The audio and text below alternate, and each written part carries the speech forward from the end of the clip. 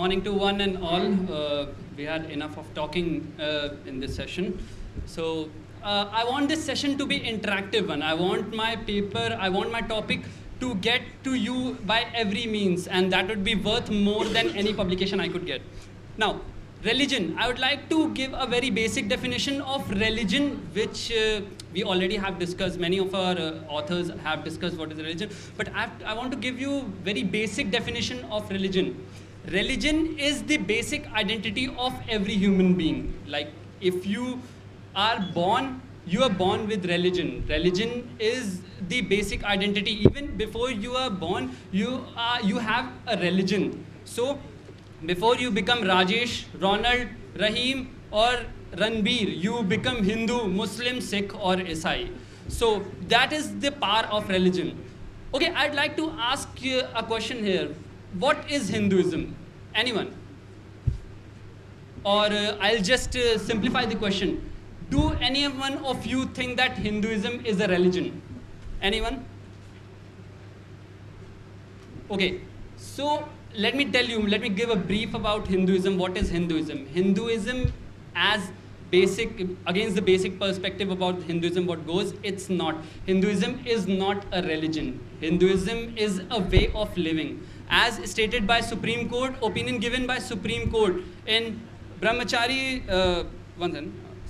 Siddheshwar Swami versus West Bengal, state of West Bengal, it was stated by Supreme Court that Hinduism is not a religion, it's a way of life. It's a way in which a human being could lead a life. So what is the religion which supports Hinduism? It is the Sanatan Dharma. Sanatan Dharma is the religion which supports Hinduism. So the people who crave for being a Hindu or who wants to be a Hindu, they actually follow Sanatan Dharma as their religion. So what does Hinduism have to do with peace? I'd like to bring upon the scripture, the holy scripture that every Hindu used to pray and follow, that is Bhagavad Gita. Anyone of you is not aware of Bhagavad Gita? Anyone? That is fine. That's good. Okay, Bhagavad Gita. Yeah, thank you for this thing. Bhagavad Gita is basically a conversation between a basic human being and a divine source. Like it is believed that Lord Krishna had a conversation of Bhagavad Gita with a warrior Arjun. He persuaded Arjun to become a warrior, to do his duties, to do his karma as a human being and to go to the moksha, which is the ultimate desire of every human being. So what is Hinduism? What is Hinduism? Why am I talking about Hinduism and peace? And why am I bringing Bhagavad Gita?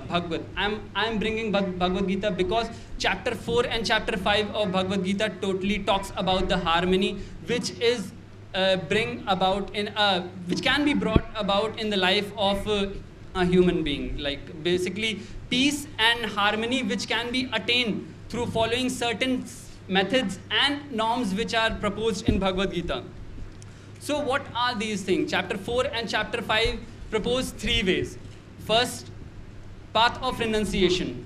Second, path of selfless action, and ultimately attaining the moksha.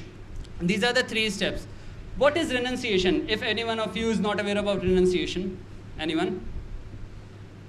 Okay, everyone is aware about the renunciation. Renunciation is basically giving up the worldly things, every attachment, every single emotional attachment that you have in the world, that is renunciation.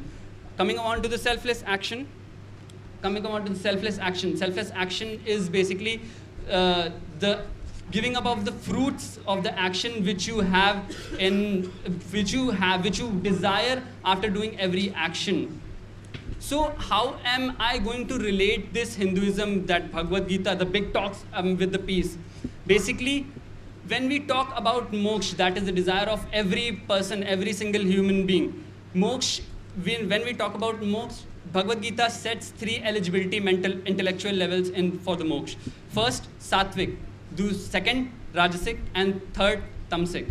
Sattvic is the eternal knowledge which a human being can have. Intellectual level that is beyond materialistic gain and materialistic enjoyment which a human being can crave for.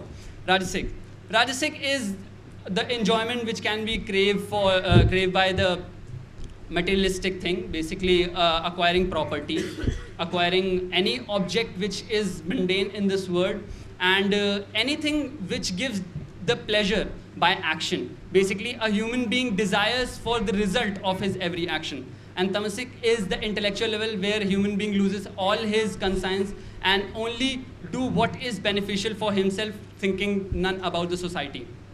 So, coming about on my point, when we talk about religion and Hinduism, Hinduism is when we talk about a religion, religion is the savior of a human being, because it sets the norms and methods for a human being to become, to follow a good life, like leading a good life, to follow such points. Yeah, leading a good life, which can be done by setting up these things. But we are losing it. We are losing it by the way that we are now changing the position. We are now changing the national, and by having a national communal harmony and communal conflict which we have, we are changing our position. Now every individual wants to be the protector of the religion.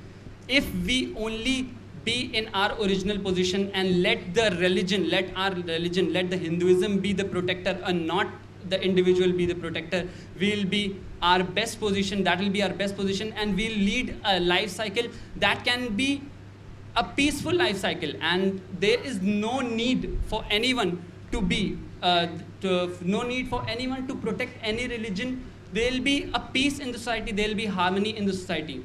And by that, I would like to rest my case. Thank you.